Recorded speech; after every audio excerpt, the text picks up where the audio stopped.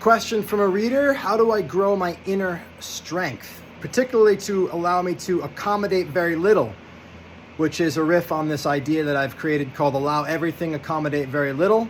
It simply means allowing in your heart, no matter what's happening, I'm okay with it, and at the same time accommodating with my time and my space, my behavior, very little outside of what my specific desire and commitment is. It's another way of saying I'm chill on the inside, but on the outside, I can say no. On the outside, I'm consistent in the things that I said I'm going to do. I operate in a certain way with consistency, and on the inside, no matter what's happening out there, I'm at peace. If I don't go to the gym one day, and my commitment is to go to the gym every day, I allow that on the inside, but the next day I'm back on it because I accommodate very little disturbance in my commitment or in my routine. And actually, this is a bit of an aside, but being willing and able to allow on the inside has you be able to relax and get back on the horse more quickly. So when it comes to the inner strength, yes, the will to overcome resistance, which I'll talk about in a second, is an important part of it, but also not creating so much internal turmoil makes it a lot easier to just keep going. I think that's actually the ground of consistency that's most effective, is just being chill and relaxed with a moment of inconsistency. Otherwise, it messes you up and you're way off track.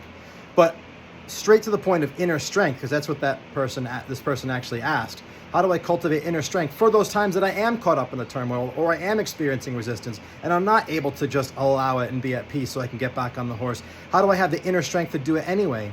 I love the neuroscientist Andrew Huberman's work, so I'm a big fan of his, and it was earlier this year that I learned from him that this idea of doing things that are difficult actually conditions the mind to be more capable to do anything that is difficult. So in the morning, every day I get in my pool before the sun's up, pitch black. My pool's not heated, it's chilly. Yes, I'm in Maui, but it's not heated, so it's still chilly. It's not an ice bath, but I have to get in every morning, and I don't want to do it, and I do it anyway. I mean, I've been doing it for months, every single day, and a lot of days I still don't want to do it, but I do it anyway. Why? Because when I do something I don't want to do, even that small little thing, it teaches me that I can do hard things. And if you think of the book Switch by Chip and Dan Heath, is that the book? Yeah, it is. And it's about change and how you can create change. And one of their 3 principles in it is to shrink the change to the smallest possible size, that you can actually just do it. So doing a little thing that's hard in the beginning of the day will give you that sense that you can do hard things, and you'll carry that throughout the day. You'll go do something else that's a little bit hard, and a little bit more, and a little bit more, and you'll have a momentum throughout the day of the energy of the belief that I can do hard things. The strength is created like a little stack, a little more and a little more and a little more, and by the end of the day, you're able to do freaking anything. You're capable of meeting any challenging task, any daunting task, any uncomfortable task.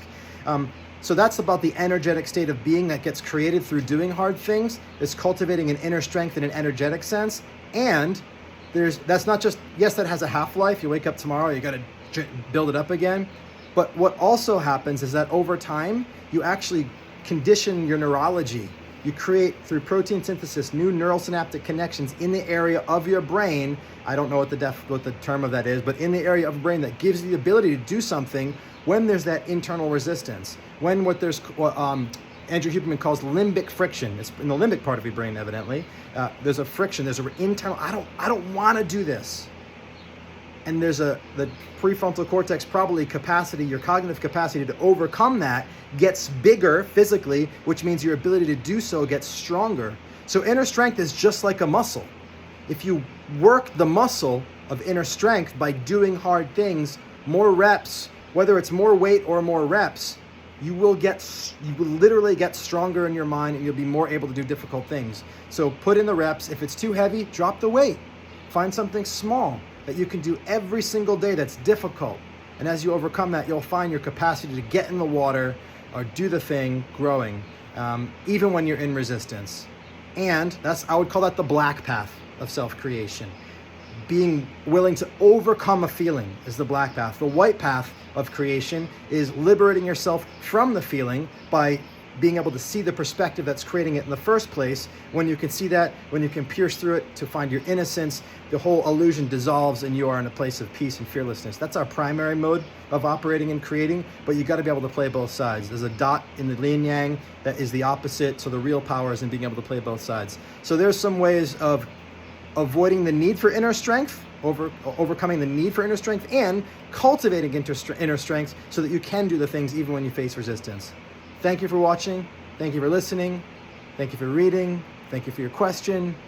I love you, and I'll talk to you soon. Bye-bye.